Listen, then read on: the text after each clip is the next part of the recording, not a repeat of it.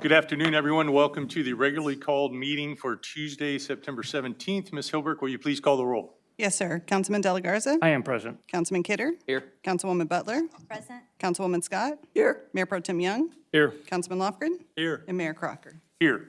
If you would, please rise and join me for the pledges, followed by a moment of silence. I pledge allegiance to the flag of the United States of America and to the republic for which it stands, one nation, under God, indivisible, with liberty and justice for all. Honor the Texas flag. I pledge allegiance to thee, Texas, one state, under God, one and indivisible.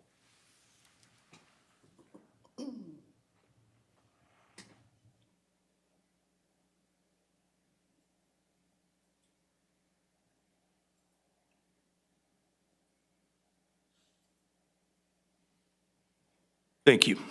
Please be seated. Again, welcome everyone. Good to see everyone here. We will jump straight into our agenda, which is item B1, announcements and reminders. Mr. Garza, good afternoon. Good afternoon, Mayor and Council. I do have several announcements this evening, and I will be calling several staff to actually come up and help with a couple of these announcements. But first, we want to remind you that we will be hosting a quarterly council workshop, which will be held on Friday, September 27th at 1 p.m. here in the council chambers. Of course, for staff and for you, lunch will be provided beginning at, I think, 12:30. 12:15. 12:15. Thank you, April. So don't show up at 12:30. In any case, on behalf of the library, new library card members who signed up this month can use their one-time voucher for $1 off any purchase at the book sale currently open during regular library hours this week and open until noon on September 21st. Book sales by the Friends of the Library support free programs offered by the library. On behalf of Environmental Services and Keep Victoria Beautiful, we want to invite the community to participate in the 4th annual citywide fall sweep, which will occur this Saturday, September 21st, from 8 to 10 a.m. Individuals and groups are encouraged to register at victoriatx.gov/KVB in advance to plan for different volunteer locations around the community. On behalf of the police department, we want to invite the public to our National Night Out Kickoff Party, which will take place this Saturday, September 21st from 3 to 6 p.m. in De Leon Plaza. This free family-friendly event features entertainment by area youth, activities for kids, and information from local businesses and community organizations. To host a booth or become a sponsor, please contact VPD's Community Engagement Unit at 361-485-3808, or you can email them at policeu@victoriatx.gov. On behalf of the Parks Department, we want to announce and encourage folks to participate in an upcoming hunter education course, which will be hosted by the Texas Parks and Wildlife Department this Saturday, September 21st, from 9 a.m. to 3 p.m. at Sun Valley Ranch. Youth interested in participating in the upcoming November Texas Youth Hunt in Victoria must participate in a hunter education course prior to the hunt. To register, please visit the Texas Parks and Wildlife website or email instructor Glenn Dry at glenn.adry@gmail.com. On behalf of the Parks and Recreation Department, we're also announcing and advertising our first ever fall market, which will take place on Saturday, September 28th from 2 to 6 p.m. in the Riverside Special Events area. This is to the area just to the left of Riverside Stadium parking lot. The event will feature local vendors and food trucks with live music from Rose Marie. And to continue the announcements on behalf of the Parks and Rec Department, I'm actually going to ask our Parks Director, Lisa Wube, to come up and announce the next one. All right, good evening, Mayor and Council. We are inviting you to the Walk Across Texas kickoff this Friday at 12 noon at De Leon Plaza. This is as part of our city versus county wellness competition. So let me first ask, who will be competing against Commissioner Sexton on the smoothie bike? I'm telling you, it's going to be great. It's exactly the way that it sounds. I don't even know what that means. It's whoever can make a smoothie while pedaling. Got any takers? That's why she's doing it and not me. What date is it? This is for the kickoff this Friday at 12 p.m. All right, I'll put you on the spot, but I'm gonna need an answer before the meeting's over, okay? All right. Feel free to bring your lunch and get in some movement to get your weekend off to a healthy start and get some miles logged in for your team so we can beat the county. Now, we are requesting that our city council make a team as well, a total of 8 members. Also, for any city staff that are listening or watching, we want you to start a team or join a team. We want to beat the county when we want to show off our trophy on our turf, all right? So the public is invited to come out and cheer us on as the city and the county in the spirit of friendly competition. More information will be provided to you. Have a great rest of the meeting. Thank you for the info. So think about it. Smoothie bike. All right, so next up, I'm going to ask Joel, our CVB director, to come up and make an announcement on behalf of Tejas Fest. Good evening, Mayor and Council, and just to message out for you and the community entire community of Victoria, Tejas Fest, our inaugural Tejas Fest, which might call it the New Boot Fest, is happening October 4th and 5th, Friday and Saturday, October 4th and 5th, in the newly renovated De Leon Plaza. We have got a tremendous musical lineup of Tejano music artists on Friday night and Texas country and mainstream country on Saturday, as well as local favorites. I really want to focus on the vendors that we're going to have there, a great partnership with Mother Cluckers downtown, as well as numerous food trucks. And then on Saturday, family activities. We have a great kids corral, armadillo racing. No, please don't bring your own armadillos. It's going to have a company vendor out there providing that for us. Lucha Libre wrestling, a petting zoo, tamale eating, and margarita contest. Those are still spots available, for we encourage the public to sign up. It is just going to be a fantastic day of free family entertainment in downtown Victoria. Volunteers are still needed, so please sign up. And you can learn more at discovervictoriatexas.com or TejasFestVTX.com. We hope to see you all there and invite the community out this October 4th and 5th. Great, thank you. I'm probably better at eating tamales than making smoothies, so I'll volunteer for that one. Those are all the announcements for this evening. Great. Thank you. Then we will move on then to item B2, public and employee recognitions. Ms. Hilberg, I know we have a couple of proclamations. Yes, sir. The first one is Child Passenger Safety Week. Whereas children are our future, and it is the responsibility of parents and caregivers to keep America's children safe. And whereas car seats are required by law for children traveling in motor vehicles, and whereas research analyzed by Cincinnati Children's Hospital Medical Center shows that in the U.S. only 1 in 4 child car seats are properly installed, and whereas research shows when installed and used correctly, child safety seats decrease the risk of fatal injury by 71% among infants, 54% among toddlers, and 45% among children ages 4 to 8. And whereas parents and guardians must make sure that children age 13 and under always ride in the back seat, buckled up in properly installed child safety seats, and rear-facing child safety seats should never be placed in the front seat of a motor vehicle equipped with a passenger airbag. And whereas the City of Victoria encourages parents and caregivers to implement best practices for traveling safely with children and are committed to working closely with our partners and safety advocates to help make the kind of choices that will keep children alive and safe. And whereas children riding in the right seat for their age and size can be accomplished by a car seat inspection that ensures the safety of a child while traveling. Now, therefore, I, Duane Crocker, Mayor of the City of Victoria, do proclaim the week of September 15th through 21st, 2024 as Child Passenger Safety Week, and we encourage all citizens to help reduce injuries and the tragic loss of life by buckling up themselves and their children every trip, every time.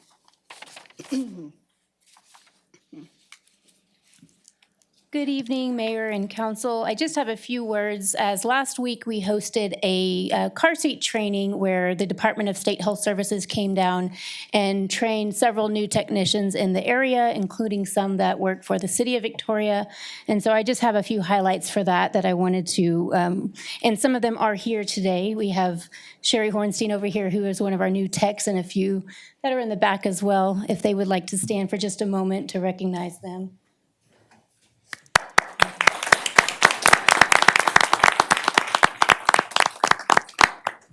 So last week, there were 15 new technicians that went through an intensive training program. It started on Tuesday and ended on Friday morning with the car seat event.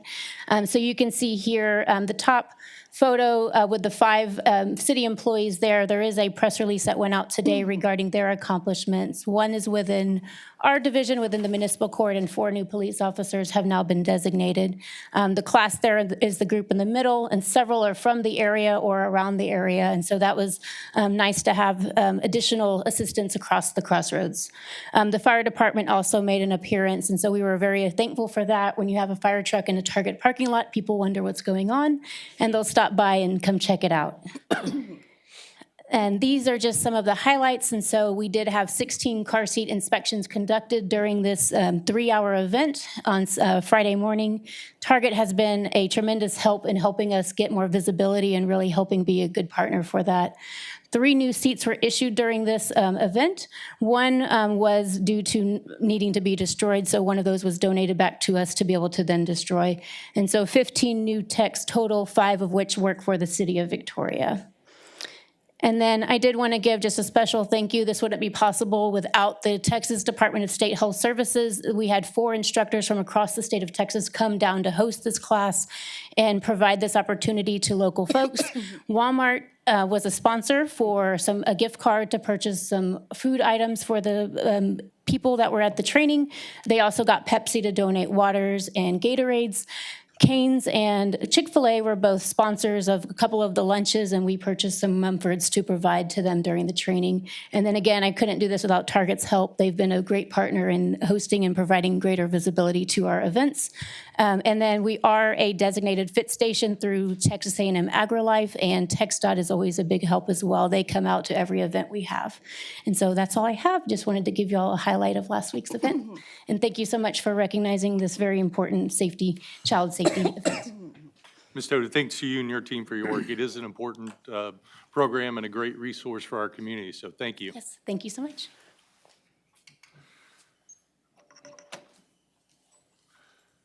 Okay, Ms. Hilbert, can you take care of 2B for us, please? Yes, it's the Arnold-Chiari Malformation Month Proclamation. Whereas Arnold-Chiari malformation is a neurological condition that affects the cerebellum that causes patients to experience heightened intracranial pressure that can block the normal flow of cerebral spinal fluid to and from the brain, and whereas hundreds of thousands of people in the United States are affected by CM, the cause remains unknown, but preliminary evidence suggests that it is hereditary disorder.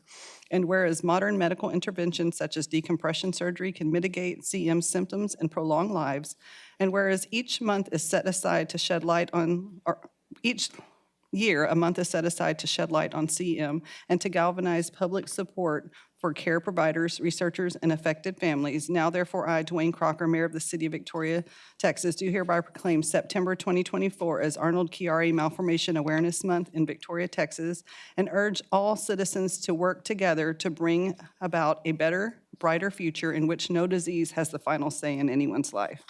And Mr. Matthew Lemke had requested that proclamation, and unfortunately, he did not stay, but Mayor Crocker did present that to him before the meeting.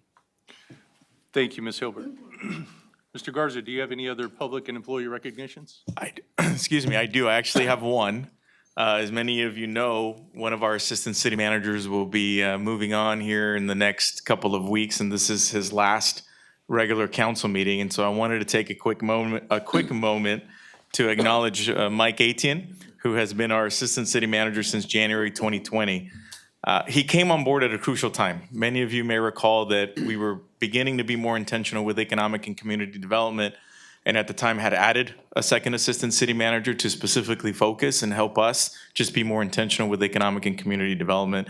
And Mike came to us as a proven leader in these areas and certainly played a crucial role when we took on more of the daily operation of the Main Street program, when we created our economic development department. His role truly began focused in these areas.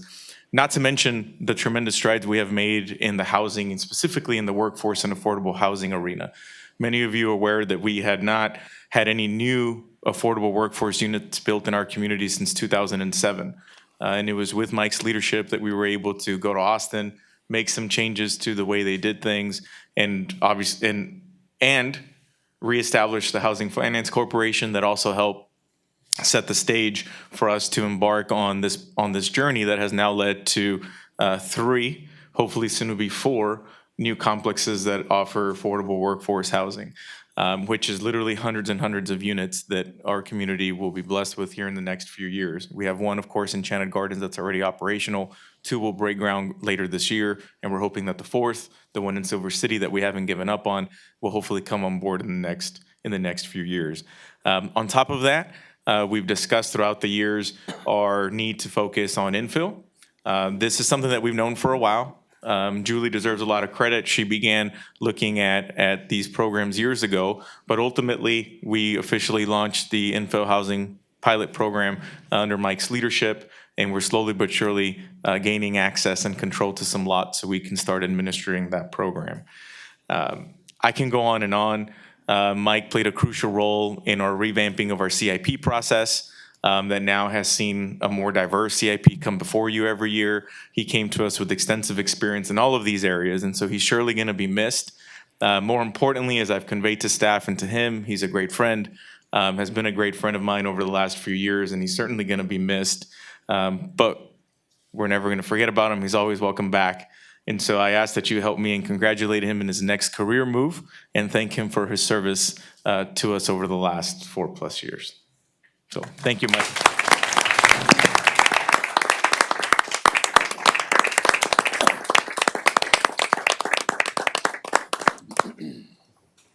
Thank you very much, Jesus, for the kind words. And once again, I just want to say that Victoria has a special place in my heart.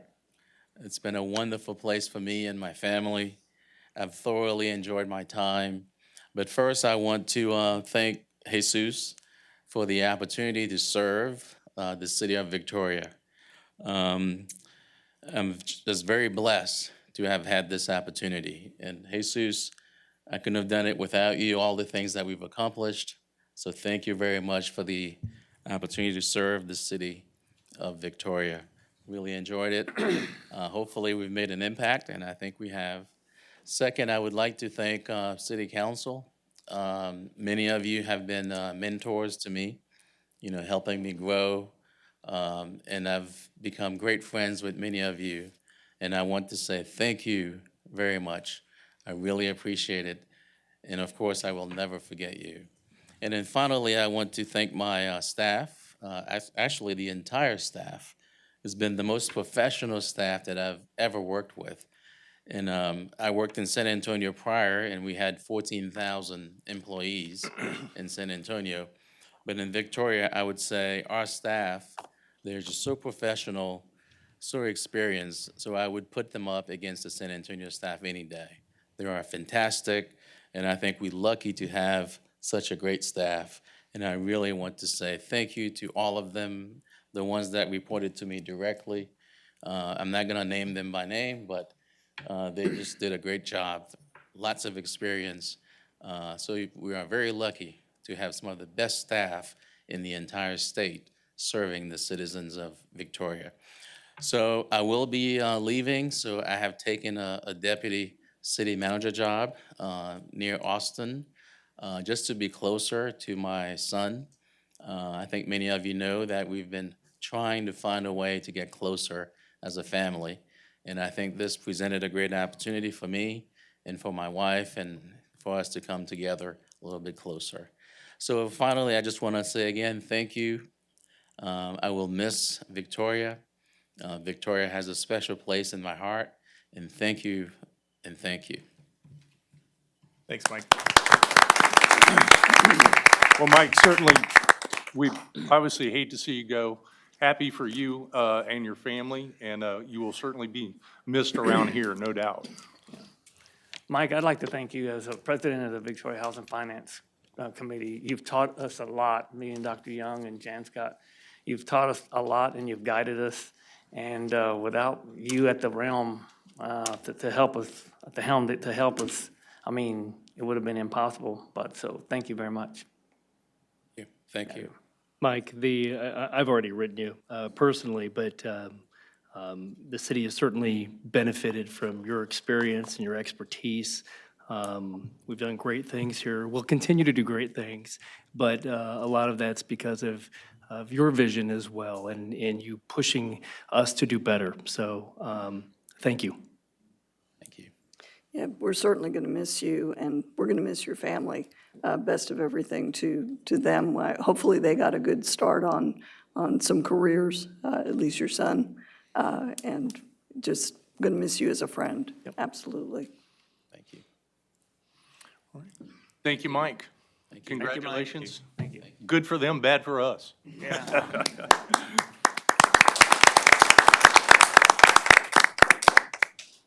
Mr. Garza, any other public and employee recognitions? That's all I have this evening. Thank you. Okay.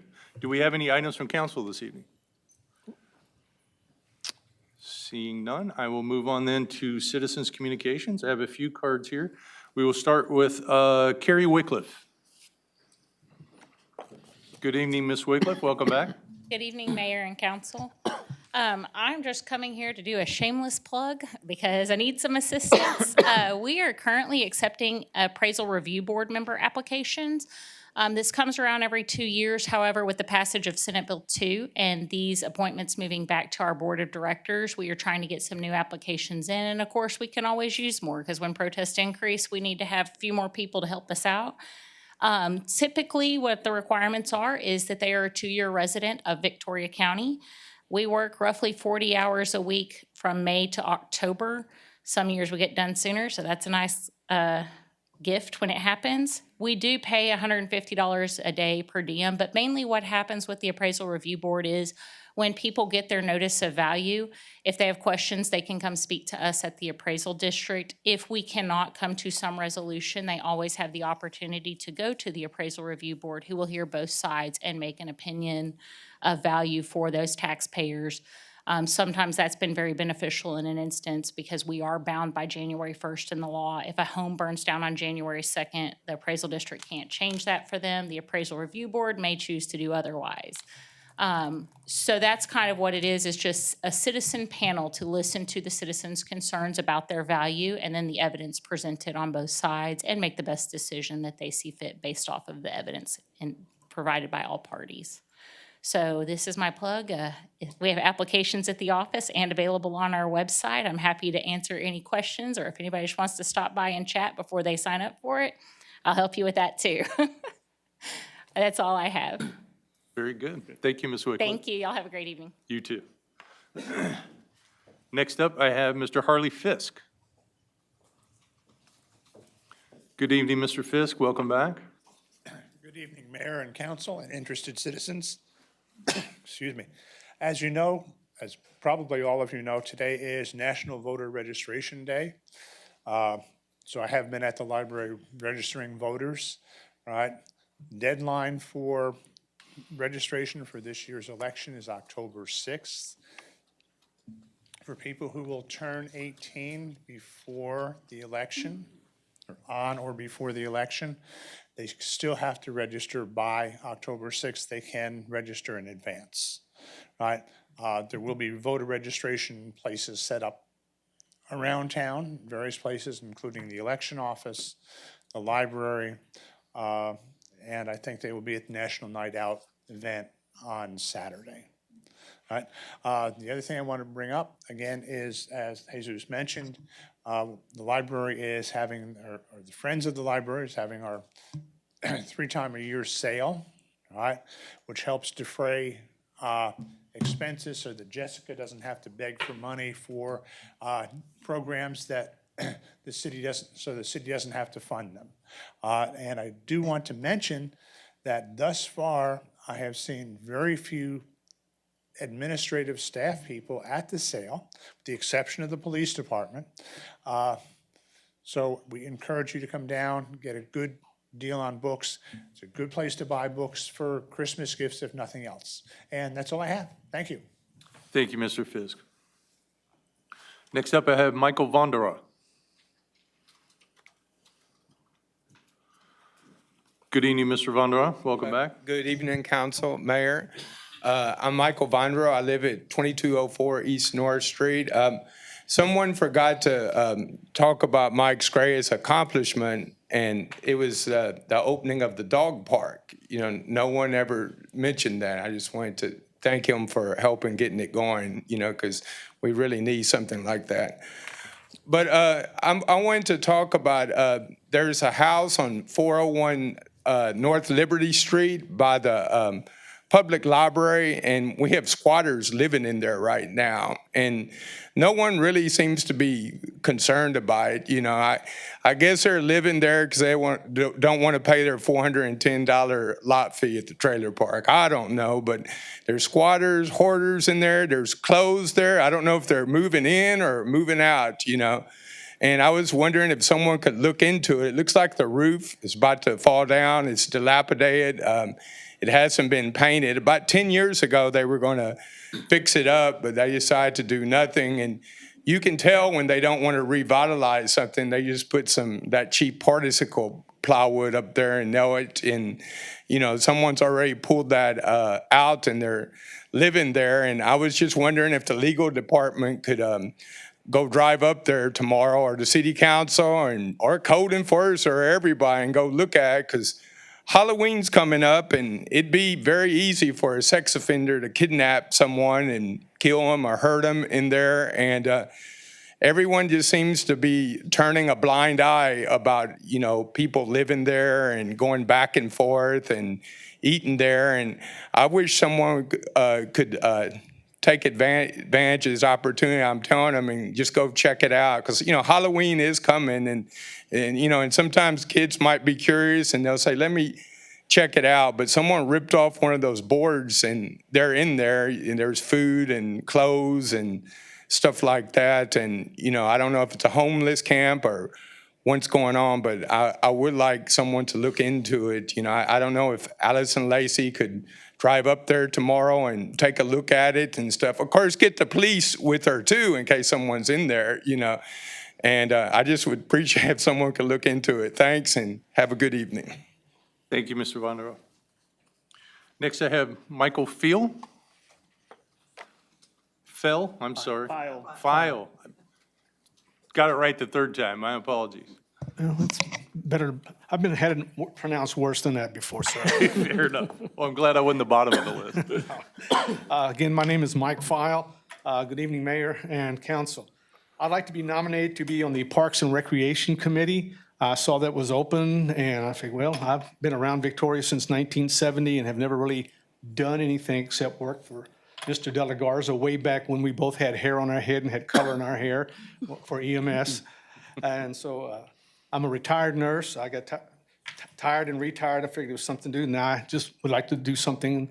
I've talked to some people here within the city of Victoria, and they said they'd really like to see me on there due to the fact that they've got some ideas that they would like to have for the Parks and Recreation. The city park used to be very nice. When you would go there on weekends, years and years ago, it was full of people barbecuing there, their families and everybody, and now it's dead. There's nobody there. You don't see the way it used to be. And I think for a city of Victoria the size it is, it should have a good park to where people can go and have fun and barbecue with their family and relatives and everything, and just have a good time. And I appreciate being appointed. That's all I have. Thank you very much. Thank you, sir. Next, I have Adolf Hernandez. Welcome, sir. Good evening, Mayor, Councilman.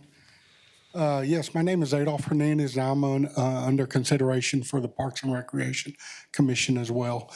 I've lived here in Victoria just about all my life. I've been involved with various youth programs, so I am familiar with the parks. But it's something that's interested me for a while, is being involved with the city, just as a volunteer. And I continue to volunteer here in the community with youth programs as well, with church. So I just here to let y'all know I'm really interested in being appointed. So thank y'all for everything, okay? Thank you very much. And then last card I have is Mr. Stephen Biles.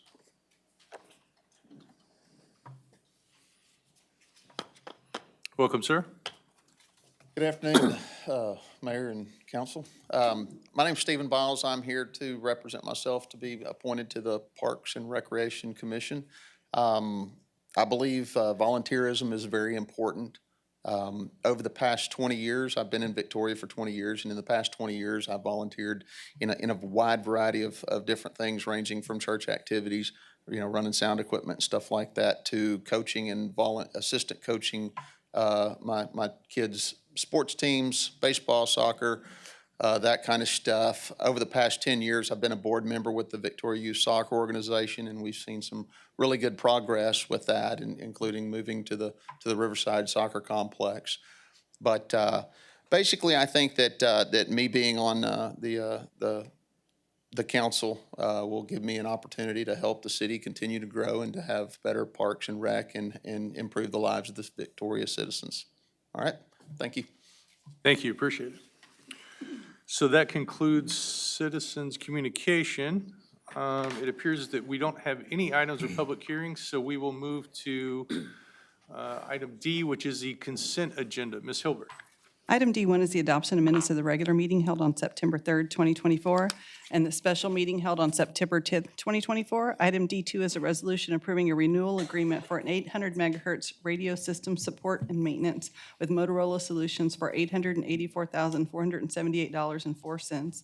Item D3 is a resolution approving a professional services agreement with Flood Ace LLC for pavement analysis services for the 2025 residential street program and the 2025 mill overlay projects in the amount of $92,254. Item D4 is a resolution approving the Select Traffic Enforcement Program, or STEP, comprehensive grant from the Texas Department of Transportation in the amount of $24,126.43, which requires financial participation from the city in the amount of $5,264.23.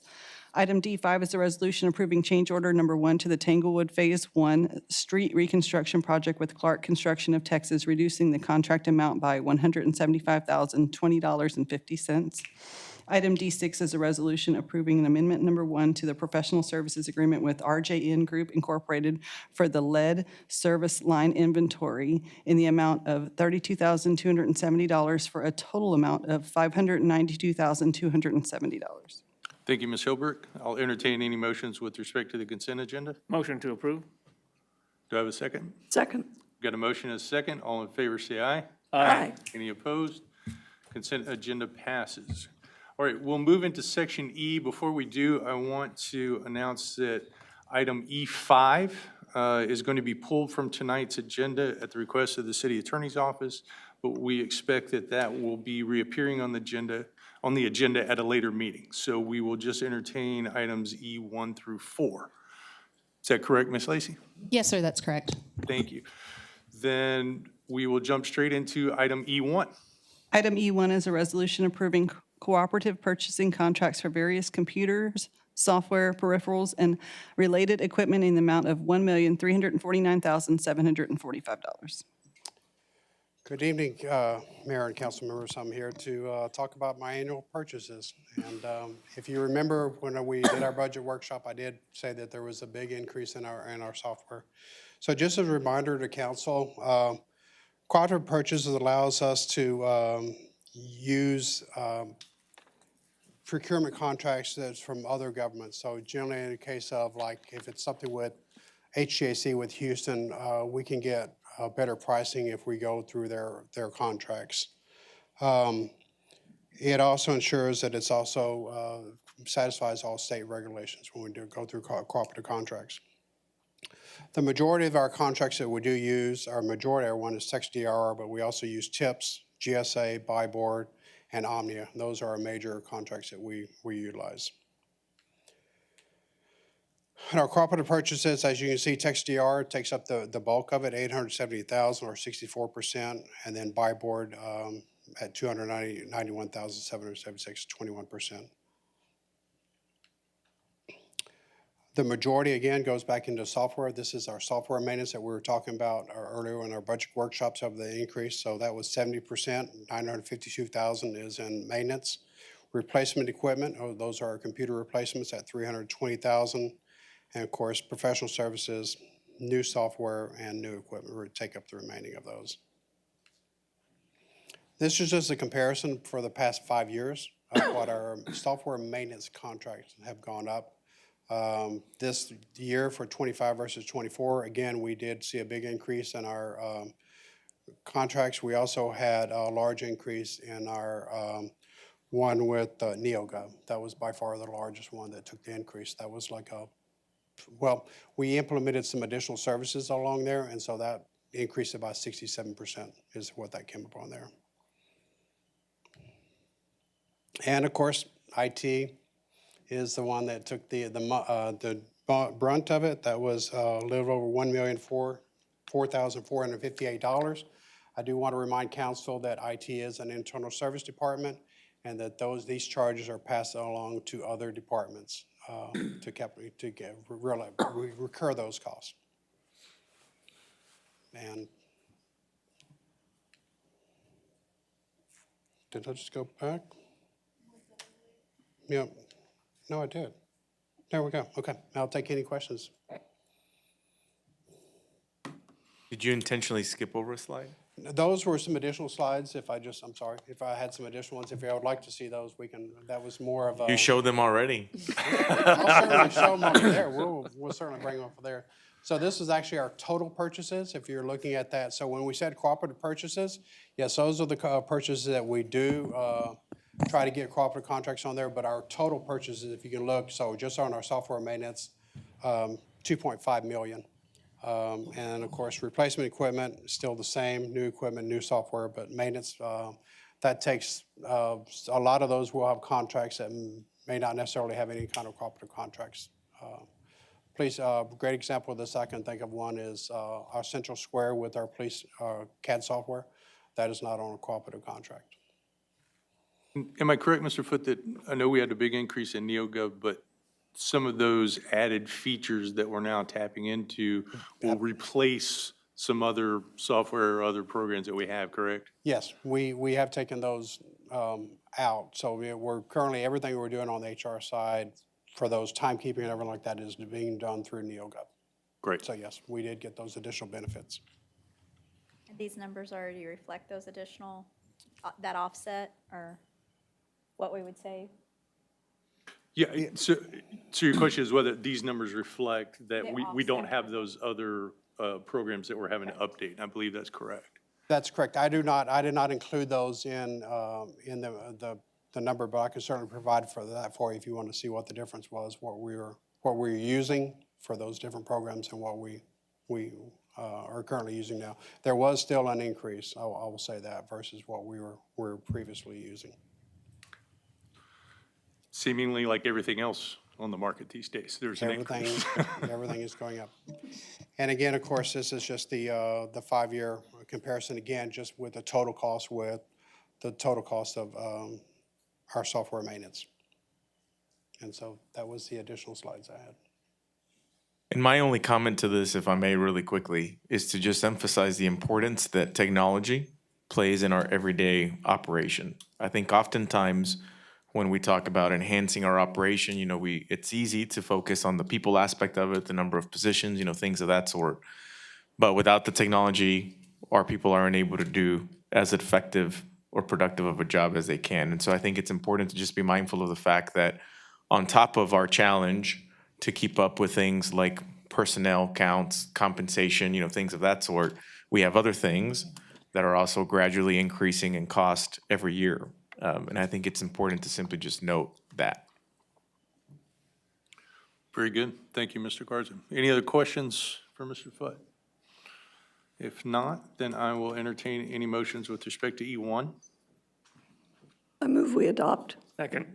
We've got a motion and a second. Any further discussion? All in favor say aye.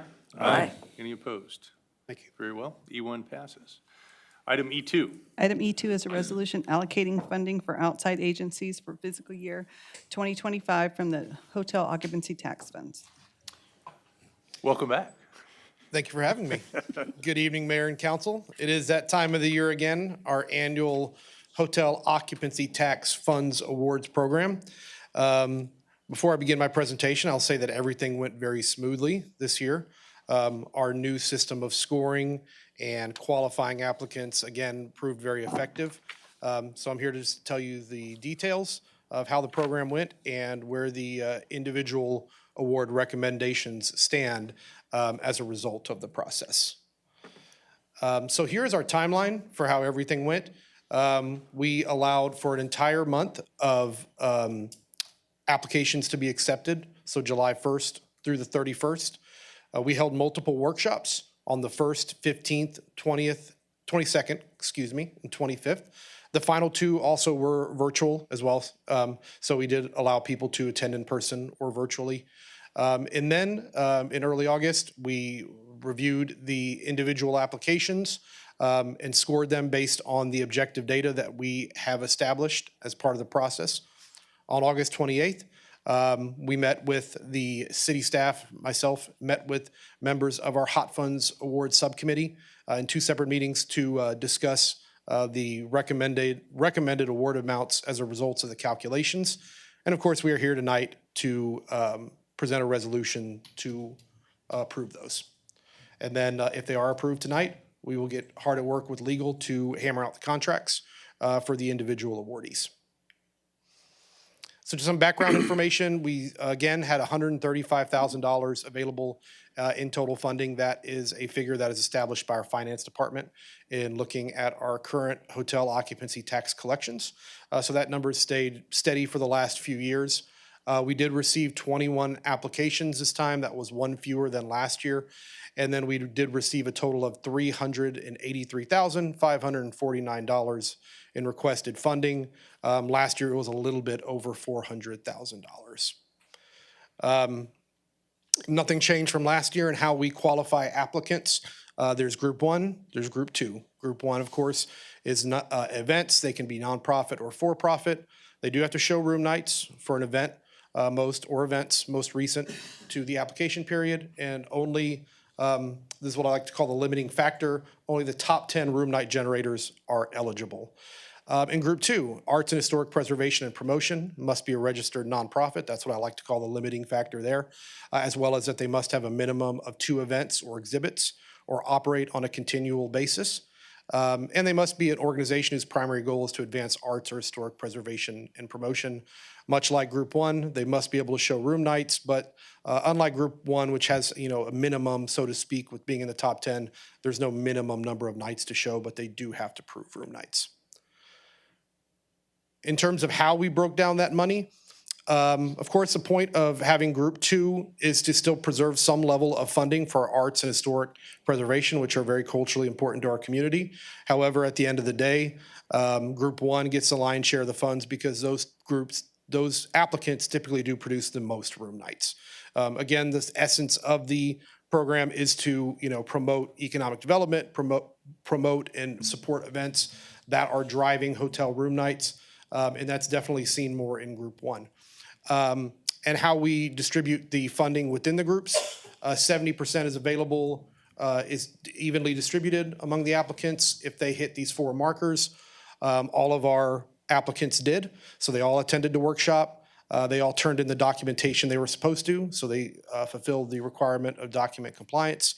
Credibility and transparency, they all turned in a budget that was legible and highlighted where they expected to use funds if they were awarded. And then prior use of funds, if they were awarded last year, they have had their events, turned in their post-event report, and are trying to get their funds. And then the following 30% within the group is distributed on their share of the room night total within that group. A little bit small to see there, I apologize for that, but if you look in, you can see our total list within Group 1 who was awarded funds. The club at Colony Creek was once again the #1 recipient, followed by Prodigy Athletics, the Golden Crescent Disc Golf Club, Hot Rod Tour of Texas, Salazar Promotions, Tapper Scrap, that is a new one. They do a mixed martial art event. The Texas Flag Football Association, that is also a new awardee. They do a flag football event in Riverside Park.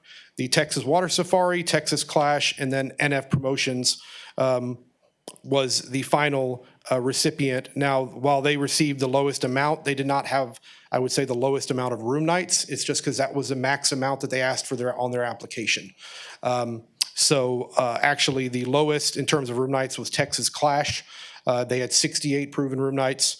And the next highest, which means number 11, that wasn't able to make the cut. The Victoria County 4-H had 25 room nights. So there was a bit of a sizable difference between number 10 and number 11. And you can see the other three, the De Leon Club, the Kiwanis Club, and the Carver Center Foundation for their respective events didn't produce enough room nights, the documentation to make the top 10.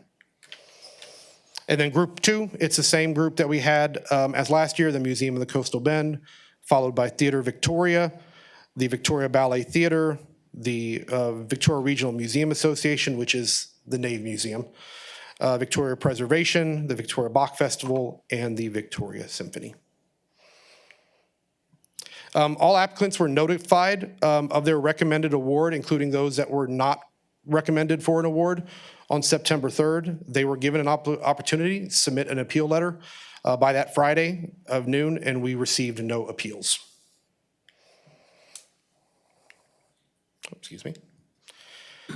So what do we do now? We work with the legal department to come up with the contracts. Those are assigned by the city managers. So really all you have to do is approve the resolution tonight, which also authorizes the city manager to execute those contracts with the respective awardees. Organizations can be reimbursed once, we don't cut a check to them on October 1st. They have to have their event first. It's a reimbursement-based program.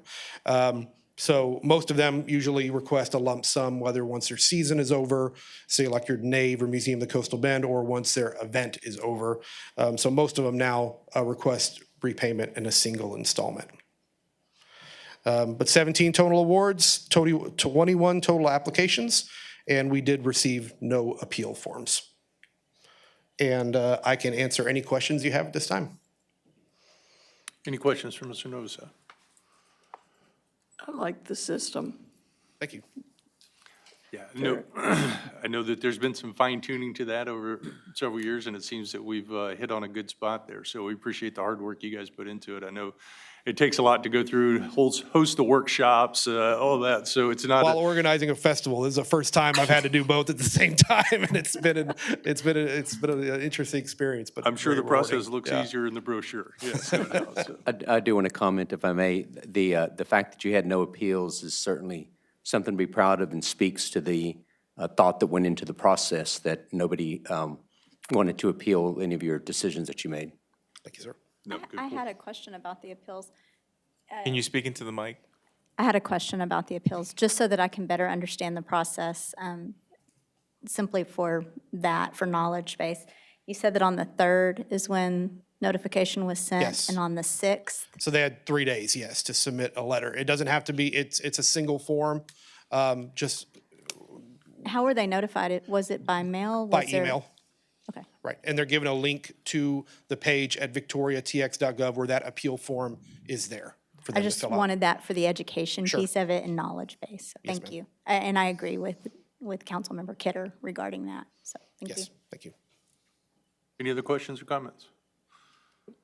All right, thank you so much. So with that then, I will entertain any motions with respect to item E2. Move to approve item E2. Second. We've got a motion and a second. Any further discussion? All in favor say aye. Aye. Any opposed? E2 passes. Moving on then to item E3. Item E3 is a resolution allocating funds for nonprofit organizations for fiscal year 2025 from the Child Safety Fund. Good evening, Ms. Toda. Yes, good evening again, Mayor and Council. So tonight I'm going to go over the Child Safety Grants award recommendations. So the committee did receive a total of interest from 8 applicants and received a total of 7 applications from eligible organizations totaling $69,000. One of the 8 did not get their application submitted in time. Of that, the $61,000 out of a $70,000 budget in funding recommended to the organizations. We are recommending a total of 6 of the 7 applicants that applied to receive funding. Our internal committee evaluated the applications utilizing objective data to do so. This is just an overview again of our Child Safety Committee that reviewed those applications. So we have Katie and Victoria from Finance and the Grants Division, myself, Adam West, who helps with the contracts and the legal aspects, and then Sergeant Brandon Allen. The organization, this is again just a high-level overview of what they needed to do to apply for funding. So they did need to be a nonprofit, non-taxing entity, comply with our document requirements, and be eligible or apply for funding for one of our eligible use categories. And we evaluated these applications based on our evaluation criteria, which is very similar to what you previously heard from Joel. The only difference is we also look at, instead of hotel room nights, we look at units of service provided and number of children served. This is the application process timeline that we had for our grant process. So the application timeframe was for 3 weeks. We opened it July 29th and closed it on August the 16th. We then had a 2-week review period where we reviewed those applications and then notified applicants of funding on August the 30th. The applicants did have an opportunity to appeal, and that appeal deadline was on Thursday, September the 5th. The committee did receive one appeal and was able to then justify funding and recommended funding to that organization. The organization initially did not provide enough detail as to being eligible for the funding, and so we were able to then review that and make a funding recommendation for that particular organization. And so then tonight is our recommendation to you all with the funding amounts for each organization, with the intent that the contracts would then become effective October the 1st. So this is an overview of the funding allocation recommended amounts. There are several that are returning applicants. Actually, all of these here are returning. We did only have one new applicant this year, but due to not meeting the deadline to submit the application, they were not recommended funding. And so we did have a 5 o'clock deadline on August the 16th, and we received the completed documentation by Monday morning, the following Monday. And so they did not comply with the timely deadline. And so that is the reasoning as to why that particular organization was not recommended funding in this case. Because we did not get more requests than allotted, if you will, all requests were recommended to be funded in full. So all the requests we did receive, we did recommend full funding for those because we had a budget of $70,000 originally. The additional fund balance that will be available due to not having all the funding allocated will roll into the balance so we can distribute for next year's. Oop, I apologize, I went too far. And so ours is a reimbursement-based grant, and so the funding is not given to them come October 1st. It is it's reimbursed quarterly. They submit the reimbursement request documentation to us on a quarterly basis, and then finance then will distribute that funding. And so we do wait until those events occur. They're programming, whether it's salary-based or program-based. And so that is how ours works as well. And so just again, an overview here, 6 awards recommended totaling $61,000. Reimbursement will be based on a quarterly basis. That excess fund balance we had, which was about $9,000, will be rolled into the next fiscal year budget. We are looking to make some program adjustments to help streamline some of the things, including offering additional application success workshops for applicants and making our form more of an electronic form so that it helps with the deadline requirements as far as it getting submitted by the due date to help streamline that process. And then I'm happy to answer any questions you might have. Any questions? Just so I don't have a question about this, but it alludes to the child passenger safety program. Earlier, you did 16 inspections at Target. If memory serves me correctly, on the inspections in the past, usually there would be, nobody would pass. Mm-hmm. Were there any passes on this time? So I have not gotten full details from the organization. I've asked for full stats in terms of, number of things. I do know that just from my experience, many, at least 3 out of 4 do not come properly restrained. And so I don't have all the full details yet. They were still going through all the forms since it was an instruction-based class. each of the techs there. I didn't personally do any myself, unfortunately, to know, because I had to let all the new techs handle that part. So, but I will certainly find out and I can follow up with you. You know, I mentioned that because I hope the public takes advantage of the opportunity and the expertise that is out there for the community for our children's safety. Yes, I was looking at some details this morning through the Passenger Safety Board, and only 1 in 5 parents or caregivers ask for help on properly installing their car seats. And that data does show, because we come into many that are not properly restrained, so. And just as we're doing community and public service, the charge for your fee, or for your service, the charge for the inspection is $0, correct? Correct. There is no cost to schedule an appointment with our department. We have several techs across different departments within the city. So police officers there are several that are certified, and there's also one that works for the fire marshal's office. And then we have several local partners as well. Somebody through AgriLife, through Region 3 ECI, the Victoria County. So they're all over, but we certainly do not charge for that at all. And they can schedule an appointment online or by calling us, victoriatx.gov/car seat, or they can call us at our office, 485-3050. Great, thank you. Thank you. No problem. Any other questions?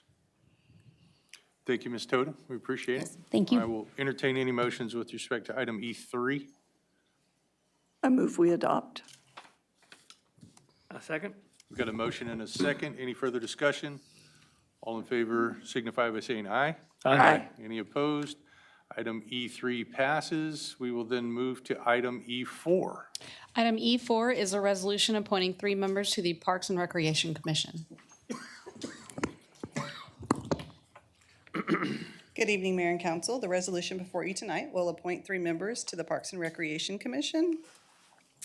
The purpose of the Parks and Recreation Commission is to advise the Parks and Recreation Department on matters pertaining and planning to the planning and development of parks and recreation areas. The board is composed of 9 members that serve 3-year staggered terms. They may not serve more than 2 consecutive terms, and former members are eligible once they've abstained for a minimum of 1 year. And then any member who's originally appointed to fill a vacancy may serve 2 full terms in addition to the unexpired term if the vacancy had less than 18 months. The terms that we're appointing tonight are all full terms.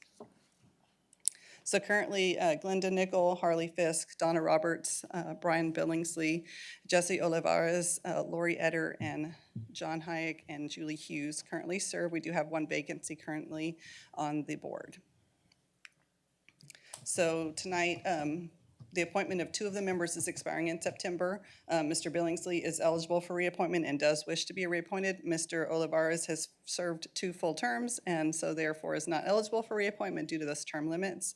And then the 3rd place is vacant due to the resignation of Ashley McGee, and it also is a full term. So the new appointments would expire on September 30th.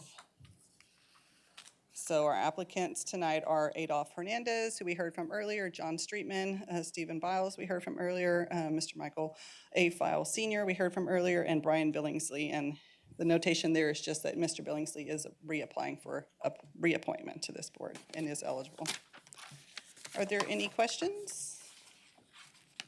So I'll remind you that the ballots are placed on the dais before the meeting. They do contain your names because you cannot vote by secret ballot, and they are numbered in case we have to vote more than once. Please circle the name of 3 applicants that you would like to be appointed to the commission. The 3 applicants whose names will be entered on the resolution must receive a vote of 4 of the 7 council members so that it's by majority, okay? So I'm gonna come around and grab the ballots.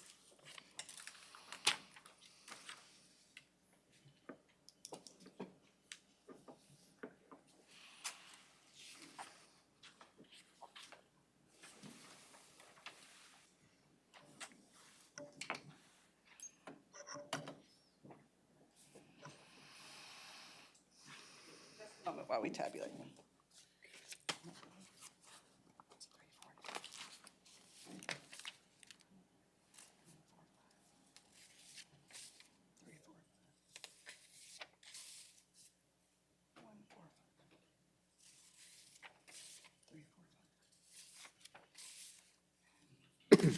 Quiet in here. The tension. confuse them during the vote counting. 17.